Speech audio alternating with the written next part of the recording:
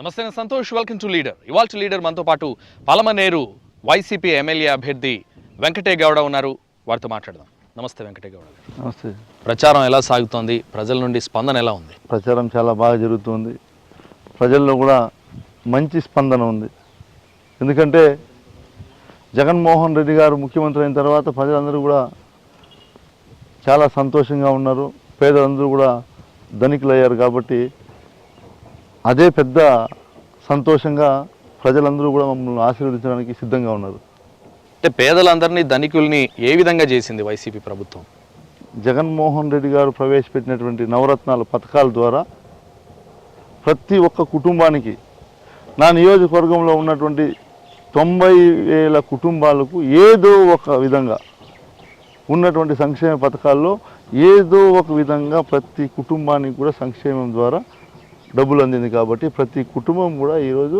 ధనికులయ్యారు అంటే కేవలం మీరు ఇచ్చిన సంక్షేమ పథకాలేనా అభివృద్ధి ఏమైనా జరిగిందా నేను ఎమ్మెల్యే అయిన తర్వాత ఈ నియోజకవర్గంలో జరిగినటువంటి అభివృద్ధి నాకన్నా గతంలో ఉన్నటువంటి ఎమ్మెల్యేలు కావచ్చు మంత్రులు కావచ్చు అంతకుముందు ఒక 30 సంవత్సరాలు ఎనికిపోతే ఈరోజు నేను చేసినటువంటి అభివృద్ధిలో 10% కూడా ఎవరు చేయలేదు కూడా ఇప్పటివరకు కూడా ఎందుకంటే నేను శాసనసభ్యుడు అయిన తర్వాత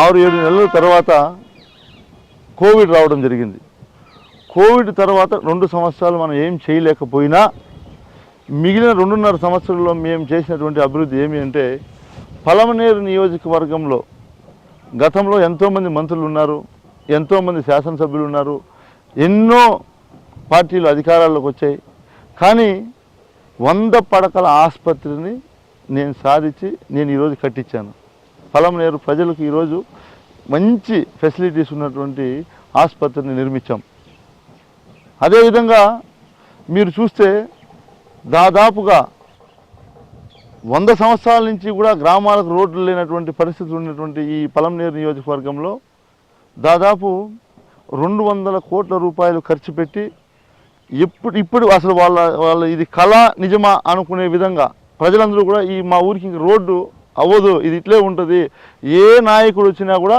మేము వేస్తామని చెప్పి ఓట్లు వేసుకొని పోయారు తప్ప రోడ్డు వేసినటువంటి దాఖలాలు లేదు అని ముఖం మీద చెప్పారు అలాంటి వారందరూ కూడా ఈరోజు నేను వస్తున్న ఊరికంటే వాళ్ళందరూ కూడా సంతోషంగా ఎదురు చూస్తున్నారు ఎందుకంటే ఆయన ఎన్నికల ముందు చెప్పాడు రోడ్డు వేస్తానని ఖచ్చితంగా వేసి నిరూపించుకున్నాడు అనే మాట ప్రజల్లో ఉంది కాబట్టి ఖచ్చితంగా ఎవరు ఎన్ని చెప్పినా ప్రతిపక్షాలు ఎన్ని మాట్లాడినా ప్రతిపక్షాలు ఈరోజు వెళ్ళి ప్రచారం చేస్తున్నటువంటి రోడ్లు కూడా నేను చేసిన అభివృద్ధి గుర్తుపెట్టుకోండి అంటే మీరు చేసిన అభివృద్ధిని ఈ పాలమనేరు నియోజకవర్గ ప్రజలు గుర్తించారా ఖచ్చితంగా గుర్తించారు వాళ్ళు నాతోనే ఆ సంతోషాన్ని షేర్ చేసుకోవడం జరిగింది అసలు ఇది మా ఊరికి రోడ్డు వేస్తారని మేము కల్లో కూడా ఊహించలేదు ఈరోజు వేశారు ఖచ్చితంగా మేము నిన్ను ఆశీర్వదిస్తాం మళ్ళీ నేను ఎమ్మెల్యేని చేస్తామని సిద్ధంగా ప్రజలందరూ కూడా రెడీగా ఉన్నారు సరే మీరేమో ఇన్ని చేశాను అభివృద్ధి పనులు ప్రజలు కూడా గుర్తించారంటున్నారు కానీ మీ ప్రత్యర్థి అమర్నాథ్ రెడ్డి ఏమో వెంకటే గౌడ అసలు ఈ నియోజకవర్గంలోనే అందుబాటులో ఉండరు ఎప్పుడో చుట్టపు చూపుగా వస్తారంటూ విమర్శిస్తున్నారు దీనికి మీరేమంటారు భారతదేశంలో ఒక వ్యక్తి ఎమ్మెల్యే అయిన తర్వాత స్వతహాగా ఇంటింటికి మీ ఎమ్మెల్యే అనే కార్యక్రమాన్ని పెట్టుకొని తిరిగినటువంటి వ్యక్తి ఈ భారతదేశంలో ఏకైక వ్యక్తి నేను ఒక్కడేనేమో గుర్తుపెట్టుకోండి ఇది కూడా ఎందుకు చెప్తున్నానంటే ఎమ్మెల్యే అయిన తర్వాత కోవిడ్ వచ్చింది కోవిడ్ తర్వాత ఫస్ట్ నా కార్యక్రమం ఇంటికి తెలుగుదేశం ఎప్పుడు వీళ్ళు ఎట్లా పెట్టుకున్నారంటే ఒక్క వెంకటే గౌడని చూసి కాపీ చేసుకున్నారు గుర్తుపెట్టుకోండి వీళ్ళకు ముందు నేను ఇంటింటికి వెంకటే గౌడ ఎమ్మెల్యే అనే కార్యక్రమం పెట్టుకున్న తర్వాత వీళ్ళు దాన్ని కాపీ చేసి ఈరోజు ఇంటింటికి తెలుగుదేశం అనే కార్యక్రమం పెట్టుకున్నారు ఇది వాస్తవం కాదా వాళ్ళు అడగండి మీకు ముందు ఎమ్మెల్యే ఇంటింటికి ఎమ్మెల్యే అనే కార్యక్రమం అతను చేశాడా లేదని వాళ్ళని అడగండి తర్వాత ప్రభుత్వం చేపట్టినటువంటి గడప గడపకు వైఎస్ఆర్ కాంగ్రెస్ పార్టీ ఏదైతే గౌరవ ముఖ్యమంత్రి జగన్మోహన్ రెడ్డి గారు ప్రవేశపెట్టారో దానికి ముందే నేను తిరిగిన తర్వాత మళ్ళీ గౌరవ ముఖ్యమంత్రి గారు ప్రవేశపెట్టిన తర్వాత రెండో పర్యాయం కూడా తిరిగాను ప్రతి ఇంటికి కూడా నేను 2 సార్లు వెళ్ళడం జరిగింది నా నియోజకవర్గంలో 2 సార్లు ప్రతి గడప తొక్కినటువంటి వ్యక్తి, ఏకైక వ్యక్తి ఒక్క వెంకటయ్య గౌడ అనేది ప్రజలందరికీ కూడా తెలుసు. మరి ఎందుకు ఈ విమర్శలు వస్తున్నాయి, ఈ ఆరోపణలు వస్తున్నాయి? ఎన్నికలు వచ్చేటప్పటికి ప్రత్యర్థులు ఉన్నటువంటి ఇమేజ్ని డౌన్ చేయాలంటే ఏదో ఒక కారణంగా లేదా అబద్ధాలు చెప్పాలా. ఇప్పుడు వీళ్ళు చెప్పినటువంటి మాటలు ప్రజలు ఎక్కడ నమ్మే పరిస్థితులు లేదు. ఎందుకు ఆ మాట చెప్తున్నానంటే, మేము ప్రతిపక్షంలో ఉన్నప్పుడు, వాళ్ళ అధికారంలో ఉన్నప్పుడు కూడా మేము ప్రతి గడపకు తిరిగామన్నాడు. ఇప్పుడు ఎప్పుడైతే వాళ్ళు ఓటమి పారయ్యారో ఆ రోజు నుంచి ఈ రోజు ఎన్నికలు వచ్చేంత వరకు ఎక్కడ ఏ ఊళ్ళో కూడా పోలేదు. ఇలాంటివన్నీ కూడా మీడియా మేనేజ్మెంట్ చేయడానికి ఇలా మాట్లాడుతున్నారు తప్ప ఎక్కడా కూడా ఇవన్నీ కూడా నిజాలు కాదు. వెంకటయ్య గౌడ ఎమ్మెల్యే అయింది ఇసుక వీటన్నిటిని దోచుకోవడానికి అంటూ చంద్రబాబు విమర్శించారు. దీనికి మీరేమంటారు? నా మీద విమర్శ ఎందుకు చేశాడు అంటే, అక్కడ క్లియర్ కట్గా తెలుగుదేశం పార్టీ ఓడిపోతూ ఉంది అనేది ఆయనకు తెలుసు కాబట్టి ఏదో ఒకటి ఉన్నటువంటి ఎమ్మెల్యే మీద ఆరోపణ చేస్తే ప్రజల్లోకి వెళ్తుందనే ఒక అపోహతో ఆయన మాట్లాడటం జరిగింది. అదంతా కూడా నేను ఖండించడం కూడా జరిగింది. ఖచ్చితంగా వైఎస్ఆర్ కాంగ్రెస్ పార్టీ మళ్ళీ ఇక్కడ జెండా ఎగరేస్తాం కాబట్టి ఆయన ఏదో ఒకటి ప్రజల్లోకి ఒక సంకేతాన్ని పంపించాలి కాబట్టి చంద్రబాబు నాయుడు గారు అలా మాట్లాడటం కూడా జరిగింది. మీరు చేసిన వ్యాఖ్యల మీద రేపు టీడీపీ అధికారంలోకి వస్తే మీ కేసులన్నీ వెలికి తీస్తాం, మీపై చర్యలు తీసుకుంటామంటూ కూడా టీడీపీ ఆరోపిస్తుంది. వాళ్ళ అధికారంలోకి రావటం అనేది ఒక భ్రమ, అది కళ, అది కళగానే ఉండిపోతుంది. గుర్తుపెట్టుకోండి. ఏ నమ్మకంతో చెప్తున్నారు? ఖచ్చితంగా జగన్మోహన్ రెడ్డి గారు మా నాయకుడు ఏదైతే ఈ రాష్ట్ర ప్రజల కోసం ఆయన ప్రతి సభలో కావచ్చు, ప్రతి మీటింగ్లో కావచ్చు, సిద్ధం సభలో కావచ్చు, మేమంతా సిద్ధం సభ కావచ్చు, బస్ యాత్రలో కావచ్చు, మా నాయకుడు ఒకటే చెప్తున్నాడు, మీకు మంచి జరిగింటేనే నాకు ఓటు వేయండి అని. ఇంకా అంతకన్నా నమ్మకం ఇంకేం కావాలి చెప్పండి. పలమనేరు ఈ 5 ఏళ్లలో ఎమ్మెల్యేగా వెంకటయ్య గౌడ 100కి ఎన్ని మార్కులు వేసుకుంటారు? పనితీరుపై ఖచ్చితంగా 100కు 100 వేసుకుంటారు. ఎందుకంటే నాలాగా కష్టపడే ఎమ్మెల్యే ఇంతవరకు పలంనేరులోకి రాలేదని చెప్పి పలంనేరు ప్రజలందరూ కూడా ఎన్నోసార్లు, ఎందుకంటే వాళ్ళ కుటుంబ సభ్యులతో మాట్లాడుకున్నటువంటి మాటలు కూడా నాకు చెప్పారు వచ్చి. అంతకుముందు ఎంతోమంది వ్యక్తులకు ఓట్లు వేసాం, వాడు ఓటు వేసుకొని పోతే మళ్ళీ ఎలక్షన్ వరకు వాడి ముఖం కూడా మేము చూసిండము. కానీ ఎమ్మెల్యే గారు ఓటేసి మనం గెలిపించిన తర్వాత మా ఇంటి దగ్గరకు వచ్చి నీ సమస్య ఏమింది అని అడిగినటువంటి వ్యక్తి వెంకటయ్య గౌడ ఒక్కడే అని కూడా ప్రజల్లో ఒక చర్చగా మారింది ఇది. కాబట్టి 100కు 100 మార్కులు వేస్తారు. మెయిన్గా ఇక్కడ ఈ 5 ఏళ్లలో వైసీపీ యువతకు ఉపాధి అవకాశాలు కల్పించలేకపోయింది. బెంగళూరు దగ్గరగానే ఉంది కానీ ఎటువంటి కంపెనీలు తీసుకురాలేకపోయింది, ఉపాధి అవకాశాలు కల్పించలేకపోయింది యువతకి అనేది టీడీపీ ఆరోపిస్తోంది. ఎంతమందికి ఉపాధి అవకాశాలు కల్పించారు? ఒకటి గుర్తుపెట్టుకోవాల్సింది, 2014 నుంచి 2019 వరకు చంద్రబాబు నాయుడు ముఖ్యమంత్రి, 2019 నుంచి 2024 వరకు జగన్మోహన్ రెడ్డి గారు ముఖ్యమంత్రి. ఎన్ని ఉద్యోగాలు చంద్రబాబు నాయుడు కల్పించారు? అన్ని ఆన్లైన్ డేటా. ఇప్పుడు ఏదో నేను నోటితో చెప్పే పని కూడా లేదనుకుంటా, అన్నీ ఆన్లైన్లో ఉన్నాయి. ముఖ్యమంత్రిగా జగన్మోహన్ రెడ్డి గారు ప్రమాణ స్వీకారం చేసిన తర్వాత దాదాపు 4 లక్షల పైచిలకు ఉద్యోగాలు వచ్చాయి. చంద్రబాబు హయాంలో ఎన్ని వచ్చాయి? ఇవన్నీ కూడా ఆరోపణలు చేస్తున్నారు కానీ వాస్తవం ఏమనేది ప్రజలకు తెలుసు. ఈరోజు గ్రామ స్థాయిలో వాలంటీర్ వ్యవస్థ కానీ అది కూడా ఒక చిన్నపాటి ఉద్యోగం కిందే కౌంట్కి వస్తుంది. దాంతోపాటు సచివాలయ ఉద్యోగాలు చంద్రబాబు నాయుడు హయాంలో ఎన్ని ఉద్యోగాలు ఇచ్చారు? అంటే ముఖ్యమంత్రి జగనే చెప్పారు, వాలంటీర్ అనేది ఒక గౌరవ వేతనం, గౌరవ ఉద్యోగం, అది ఉద్యోగం కాదు గౌరవ వేతనం కింద ఇస్తున్నామంటూ కూడా చెప్పారు కదా. కరెక్ట్. నేను చెప్పడం వాలంటీర్ తీసేయండి, సచివాలయ ఉద్యోగస్తులు ప్రతి గ్రామ సచివాలయానికి 11 మంది ఈరోజు ఉద్యోగస్తులు ఉన్నారు. ఈ ఉద్యోగ ఉపాధి కల్పించిన జగన్మోహన్ రెడ్డి గారు కాదా? దాదాపు 4 లక్షల పైచిలకు ఈరోజు ఉద్యోగ అవకాశాలు కల్పించిన జగన్మోహన్ రెడ్డి గారు.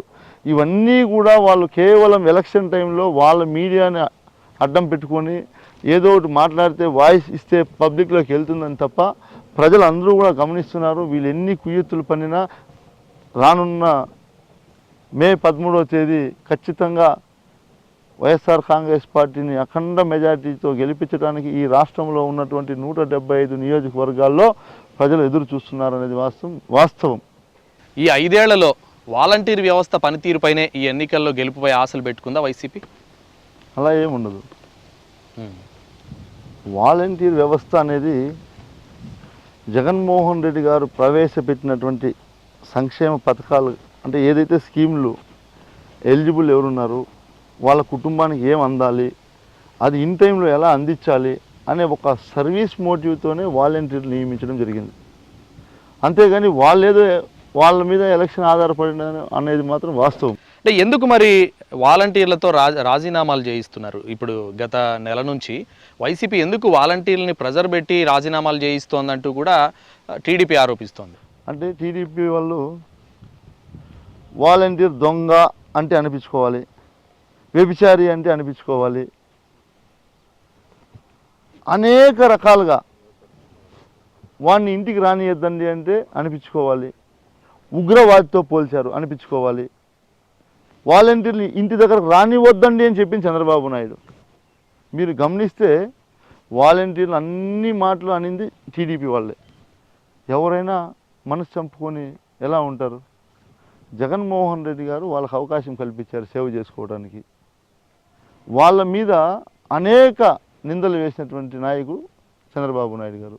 కాబట్టి వాళ్ళే స్వచ్ఛందంగా ఈరోజు మేము రాజీనామా చేస్తాం, మళ్ళీ చంద్రబాబు నాయుడిని భూస్థాపితం చేసిన తర్వాతే మా వాలంటీర్ వ్యవస్థ అంతా కూడా మళ్ళీ మేము రీజాయినింగ్ అయ్యి జగన్మోహన్ రెడ్డి గారి సాదర్యంలో ఆయన ముఖ్యమంత్రిగా కొనసాగేటప్పుడు మేమందరూ కూడా ఉంటామని స్వచ్ఛందంగా రాజీనామాలు చేయడం జరిగింది. ఆ తర్వాత మీరు గమనించాలి, చంద్రబాబు నాయుడు కావచ్చు, తెలుగుదేశం నాయకులు కావచ్చు, వాలంటీర్ని అనేక రకాలుగా ఇబ్బందులు పెట్టారు, అనేక అనరాని మాటలన్నీ కూడా అన్నారు. ఈరోజు వాలంటీర్ వ్యవస్థ ఒక మీటింగ్లో అంటాడు, నేను వాలంటీర్ వ్యవస్థ తీసేస్తాను నేను వస్తే అంటాడు. ఒక పక్కన మళ్ళీ మేము అధికారంలోకి వస్తే 10,000 జీతం ఇస్తా అంటాడు. అంటే ఒక్క మాట మీద ఉందా తెలుగుదేశం పార్టీ కానీ వాళ్ళ నాయకుడు కానీ ఒక మాట మీద ఉందా నేను అడుగుతా ఉన్నా. ఇవన్నీ కూడా కేవలం ఎలక్షన్ కోసం వాళ్ళు పొద్దున్నే ఒక మాట, మధ్యాహ్నం ఒక మాట, ఏ వానకి ఆ గొడుగు పట్టే పరిస్థితి తెలుగుదేశం పార్టీది ఉంది. ఖచ్చితంగా భూస్థాపితం అయిపోతుంది, ఎవరిని చెప్పినా గుర్తుపెట్టుకోండి తెలుగుదేశం పార్టీ. పలమనేరులో వాలంటీర్ వ్యవస్థపై స్పందన ఎలా ఉంది ప్రజల నుండి? బ్రహ్మాండంగా వాళ్ళకి ఏదైతే బాధ్యతలు ఉన్నాయో వాళ్ళ సేవల్లో వాళ్ళు 100% వాళ్ళ పర్ఫార్మెన్స్ని పూర్తి చేసుకొని ప్రతి క్లస్టర్లో ఉన్నటువంటి కుటుంబ సభ్యులతో వాళ్ళందరూ కూడా కలిసి మమేకమై వాళ్ళకి ఏదైతే వాళ్ళ జాబ్ పరిధిలో ఉన్నటువంటి సేవలు ఏవైతే అందించాలో అవన్నీ కూడా అర్హత ఉన్నటువంటి పెన్షన్దారికి పెన్షన్ ఇవ్వటం కానీ, పథకాలు ఇన్ టైంలో వాళ్ళని ఆన్లైన్లో పెట్టించడం కానీ అన్నీ కూడా వాళ్ళు కరెక్ట్గా చేస్తున్నారు. కాబట్టి 100కు 100% మార్కులు ఇస్తాం వాలంటీర్ అందరికీ కూడా. పలమనేరులో మళ్ళీ గెలిస్తే వెంకటయ్య గౌడ ఏం చేస్తారు? నాకు ఉన్నటువంటి ఆలోచన ఏమి అంటే, పలమనేరు నియోజకవర్గంలోనే ఒక సాఫ్ట్వేర్ హబ్ లాగా మాకు చెన్నై దగ్గర, ఇటు బెంగళూరు దగ్గర, ఎక్కడైనా సరే బయట నుంచి కంపెనీ వాళ్ళతో మాట్లాడి ఇక్కడ తీసుకొచ్చి ఇక్కడ ఇన్ఫ్రాస్ట్రక్చర్ రెడీ చేసి మా పలమనేరులో పెడితే మా ప్రాంతం చుట్టుపక్కల ప్రాంతం అంతా కూడా ఉద్యోగాలకు బయట వెళ్లకుండా ఇక్కడే కంపెనీలు తీసుకురావాలనే ఆలోచనతో మేము ఉన్నాం. వాటిని ఓన్లీ ఒక కోవిడ్ కారణంగా, ఎందుకంటే మనకు అందరికీ కూడా తెలుసు, జాబ్ చేసే ప్రతి వ్యక్తిని కూడా అన్ని కంపెనీలు వాళ్ళందరూ కూడా కోవిడ్ కారణంగా వర్క్ ఫ్రమ్ హోమ్ అని ఇచ్చి అన్ని కంపెనీలు కూడా మూత వేయడం జరిగింది. కాబట్టి అప్పట్లో అందరూ కూడా ఎవరు కూడా పెద్దగా స్పందించలేదు అప్పుడు కంపెనీ వాళ్ళు. ఎందుకంటే సార్ ఇప్పుడు ఉన్నటువంటి మా ఇన్ఫ్రాస్ట్రక్చర్ మొత్తమే ఖాళీగా ఉంది, ఇప్పుడున్నటువంటి పరిస్థితుల్లో పలమనేరులో వచ్చి పెట్టలేము అని చెప్పడం వల్ల ఆగింది. ఖచ్చితంగా నాకు ఉన్నటువంటి ఏమది, మా పలమనేరులో కంపెనీస్ తీసుకొచ్చి ఉన్నటువంటి యువత అందరికీ కూడా ఇక్కడ ఉద్యోగ అవకాశాలు కల్పించి బెంగళూరును చెన్నైను తలపించే విధంగా పలమనేరులో కంపెనీలు తీసుకొస్తామని కూడా మాటిస్తున్నా. అదేవిధంగా కైగల్ రిజర్వాయర్ ఒకటి ఉంది, దాన్ని కూడా ఈసారి ఎన్నికల తర్వాత అయినంత తొందరగా పూర్తి చేస్తాం. ముఖ్యంగా మున్సిపాలిటీలో డ్రింకింగ్ వాటర్కి సంబంధించినటువంటి ఆ ప్రాజెక్టును కూడా పూర్తి చేస్తామని తెలియజేస్తూ ఉన్నాం. అదేవిధంగా ప్రతి గ్రామం కూడా దాదాపు నేను ఎమ్మెల్యే అయిన తర్వాత 70% రోడ్లు పూర్తి చేశాం. దాదాపు 200 కోట్ల రూపాయలు ఖర్చు పెట్టి రోడ్లు పూర్తి చేశాం. ఇంకా 30% పనులు పెండింగ్ ఉన్నాయి. వాటినన్నిటినీ కూడా పూర్తి చేస్తానని నేను మాటిస్తున్నా. అన్ని వర్గాల ప్రజలు వైసీపీ వైపు ఉన్నాయనుకుంటున్నారా?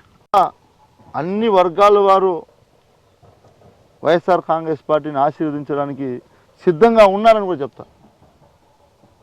ఎందుకంటే మీరు గమనిస్తే కులాలకి మతాలకు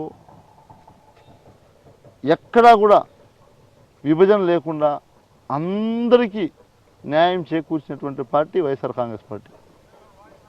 కులాలు చూడలేదు, మతాలు చూడలేదు, కనీసం వాళ్ళు ఓటు వేశారా లేదా అని కూడా చూడలేదు ముఖ్యమంత్రి గారు. అందరికీ ఎవరైతే ఎలిజిబుల్ ఉన్నారో వాళ్ళందరికీ కూడా ఖచ్చితంగా అందాల్సినవి అందాలి అని ప్రభుత్వాన్ని పాలనను ప్రజల దగ్గర తీసుకెళ్ళినటువంటి ముఖ్యమంత్రి ఈ భారతదేశంలో ఎవరైనా ఉన్నారంటే అది ఒక్క జగన్మోహన్ రెడ్డి గారి గుర్తుపెట్టుకోండి. కాబట్టి అందరూ కూడా సిద్ధంగా ఉన్నారు. జగన్మోహన్ రెడ్డి పదే పదే సిద్ధం సభల్లో కావచ్చు చాలా పదే పదే పేదలకు పెత్తందారులకు యుద్ధం అంటున్నారు. ఎవరు పేదలు, ఎవరు పెత్తందారులు? పేదలంటే ఆంధ్రప్రదేశ్ ప్రజలు, పెత్తందారులు అంటే తెలుగుదేశం వారు. ఎందుకంటే పేదలకు పెత్తందారులకు యుద్ధం ఎందుకు చెప్పారంటే పెత్తందారులు అందరూ కూడా బీజేపీ కావచ్చు, ఈరోజు జనసేన కావచ్చు, తెలుగుదేశం కావచ్చు, అందరూ మూకుమ్మడై పెత్తందారులు అందరూ కూడా 2014 ఎన్నికల్లో గెలిచిన తర్వాత ప్రజల రక్తాన్ని ఎలా తాగారో రాష్ట్ర ప్రజలందరూ కూడా గమనించారు. కాబట్టి మళ్ళీ అలా జరగకూడదు. ప్రజలందరూ కూడా మీరు ఆలోచించండి. ఏ ఒక్క చోట కూడా ఇబ్బంది జరిగినా పేద ప్రజలందరూ కూడా ఇబ్బంది పడతారు. అలా జరగకూడదు. అందుకనే మనం అన్ని చోట్ల 175 నియోజకవర్గాల్లో గెలవాలి అని ప్రతి మీటింగ్లో కూడా ముఖ్యమంత్రి గారు చెప్పడం జరుగుతూ ఉంది. ఈ పలమనేరు నియోజకవర్గానికి ఎమ్మెల్యే వెంకటే గౌడ లేకపోతే పెద్దిరెడ్డి రామచంద్రారెడ్డి, ఈ విమర్శలకు ఏం సమాధానం చెప్తారు? దేనికి అట్లా ఏముంది, ఏం విమర్శ ఉంది? అంటే ఒక షాడో ఎమ్మెల్యే అంటూ కూడా విమర్శిస్తుంది టీడీపీ. దీనికి ఏమంటారు? వాళ్ళు ఏదో ఒక రకంగా ఒకటి ఎమ్మెల్యేగా నన్ను తప్పు చూపించలేరు. 2 ఇంతసేపు మీరు చెప్పినట్లు ప్రజలకు అందుబాటులో లేరని ఏ ఊళ్ళోకి పోయి చెప్పలేరు. ఏదైనా మీడియాలో చెప్పచ్చు అంతేగాని మీ గ్రామంలోకి పోయి ఎమ్మెల్యే వచ్చాడమ్మా నువ్వు ఓటేసావు కదా మీ ఎమ్మెల్యే మీ ఇంటికి వచ్చాడా అంటే ఆమె సమాధానం చెప్తుంది. 2 మాకు ఈ జిల్లాకు పెద్ద దిక్కైనటువంటి పెద్దిరెడ్డి రామచంద్రారెడ్డి గారు ఈరోజు మేమంతా కూడా రాజకీయాల్లోకి వచ్చాము.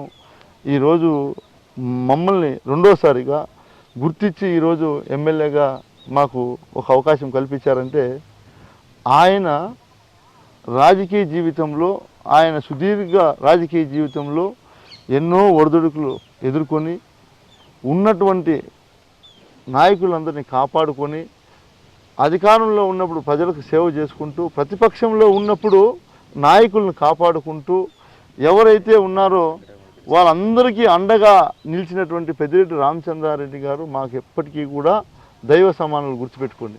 అంతేగాని వీళ్ళు ఏదో ఒకటి మాకి చుచ్చు పెట్టడానికో లేకుంటో దాన్ని బయట వేరే రకంగా మెసేజ్ పంపించడానికి వీళ్ళు ప్రయత్నించినా అదంతా కూడా అబద్ధమని నేను ఖండిస్తూ ఉన్నా. ఈసారి వెంకటే గౌడ గెలిస్తే మంత్రి అయ్యే అవకాశాలు ఉన్నాయంటారా? నాకు అలాంటి కోరికలు ఏం లేదు. ఎందుకంటే ఆ భగవంతుడు నన్ను ఎమ్మెల్యేని చేశాడు, రెండోసారి అవకాశం కల్పించాడు. నాకు అలాంటి కోరికలు లేవు. వాస్తవంగానే చెప్తా ఉన్నా, నా నియోజకవర్గ ప్రజల దగ్గర ఎమ్మెల్యే మంచోడు అనిపించుకొని బతికితే చాలు. అంత తప్ప నాకు పెద్ద కోరికలు కూడా లేవు. వెంకటే గౌడ బలాబలాలేంటి, గెలుపుపై ఎలాంటి ధీమాతో ఉన్నారు? నేను 5 సంవత్సరాలు ప్రజలకు చేసినటువంటి సేవ, నేను ఎమ్మెల్యేగా అధికారంలో ఉన్నప్పుడు ఈ 5 సంవత్సరాలు ప్రతి కుటుంబానికి నేను వెళ్ళి అమ్మా నేను వచ్చాను, అన్నా నేను వచ్చాను, మీరు ఆశీర్వదించినటువంటి ఎమ్మెల్యే ఏదైనా సమస్య ఉంటే చెప్పండి, నేను ఆ సమస్యని పరిష్కరిస్తానని ప్రతి కుటుంబాన్ని కూడా నేను కలవడం జరిగింది. ఆ కలిసినప్పుడు ప్రతి కుటుంబ సభ్యుడు కూడా సంతోషంగా వ్యక్తం చేసింది ఒకటే, నువ్వు ధైర్యంగా ఉండు, ఖచ్చితంగా నీ వెంట మేము ఉన్నామని ప్రజలందరూ కూడా ఆశీర్వదించడమే నా ధైర్యం అని కూడా చెప్తా ఉన్నా. ఒకవైపు మాజీ మంత్రి అలాగే బలమైన ప్రత్యర్థి టీడీపీ నుంచి ఉన్నారు అమర్నాథ్ రెడ్డి. అమర్నాథ్ రెడ్డిని ఎలా ఢీ కొట్టబోతున్నారు, ఎలాంటి పోటీ అనుకుంటున్నారు? ఇప్పుడు ఆయన మాజీ, నేను 2019లో పోటీ చేసినప్పుడు ఆయన మంత్రే. అప్పుడే ఢీ కొట్టామంటే ఇప్పుడు ఏంది కొత్త లెక్క ఇది? ఆయన లైవ్లో మంత్రిగా ఉన్నప్పుడే ఏ రోజు లెక్క చేయలేదు మేము. ఆయన మంత్రిగా ఉన్నప్పుడే ఓడించాం. ఈరోజు మాజీ మంత్రి ఆయన 5 సంవత్సరాలకు ఒక్కసారి ప్రజల్లోకి రావటమే కష్టం. అలాంటి ఆయన గురించి నేను మాట్లాడడం కూడా కానీ ఈసారి సీన్ అలా ఉండదు, ఈసారి పలమనేరు నాదే అంటూ కూడా అమర్నాథ్ రెడ్డి చెప్తున్నారు. ఒకటే గుర్తుపెట్టుకోండి, 2019 ఎన్నికల్లో ఏ రకంగా మాట్లాడారో దాన్ని కొంచెం చేంజ్ చేసి ఈరోజు మాట్లాడుతున్నాడు. ఖచ్చితంగా అవన్నీ వాళ్ళు ఎన్ని కుయ్యతులు పన్నినా పలమనేరు ప్రజలు ప్రతి ఒక్కటి క్షుణ్ణంగా గమనిస్తున్నారు. ఎవరి వల్ల మన కుటుంబానికి మంచి జరిగింది, ఎవరైతే ఎమ్మెల్యే ఈ నియోజకవర్గానికి మంచి జరుగుతుంది, ఎవరైతే ప్రజలకు అందుబాటులో ఉంటాడు అనుకుంటే ప్రజలు వాళ్ళకే ఓట్లు వేస్తారనేది ఆయనకి తెలుసు, నాకు తెలుసు, ప్రజలకి తెలుసు, క్లియర్ కట్గా అందరికీ తెలుసు. కాబట్టి వాళ్ళు ఎన్ని మేనేజ్ చేసినా ఇక్కడ ఏమి పప్పులు ఉడకవు. కాబట్టి ఏదో ఒకటి చెప్పాలా చెప్తా ఉన్నారు. ఇవన్నీ కూడా జూన్ 4వ తేదీ వరకు చెప్తారు. జూన్ 4వ తేదీ కూడా కాదు, సారీ, మే 13 వరకు చెప్తారు. ఆ తర్వాత ఏమీ చెప్పరు. ఫైనల్గా పలమనేరు నియోజకవర్గ ప్రజలు వెంకటే గౌడకి ఎందుకు ఓటేయాలి? పలమనేరు నియోజకవర్గం పుట్టినప్పటి నుంచి కూడా ఏ ఎమ్మెల్యే కూడా చేయలేనటువంటి అభివృద్ధి, ఏ ఎమ్మెల్యే కూడా ఎమ్మెల్యే హోదాలో ప్రతి మనిషిని కలిసినటువంటి సందర్భం లేదు. కాబట్టి అనేక సమస్యలు పరిష్కరించుకుంటూ ఈ నియోజకవర్గ అభివృద్ధి కోసం కృషి చేశాను. కాబట్టి ఖచ్చితంగా అందరూ ఓటేయాలని నేను అందరినీ కూడా కోరుకుంటా ఉన్నా. ఈ వైసీపీ ప్రభుత్వంలో ఈ 5 ఏళ్లలో రైతులకు సరైన న్యాయం జరిగిందంటారా? ఖచ్చితంగా న్యాయం జరిగింది. ఏదైతే జగన్మోహన్ రెడ్డి గారు ఆనాడు ఇచ్చినటువంటి రైతులకు హామీలు కావచ్చు, వాటిని అన్నింటినీ కూడా పూర్తి స్థాయిలో నెరవేర్చినటువంటి ముఖ్యమంత్రి జగన్మోహన్ రెడ్డి గారు.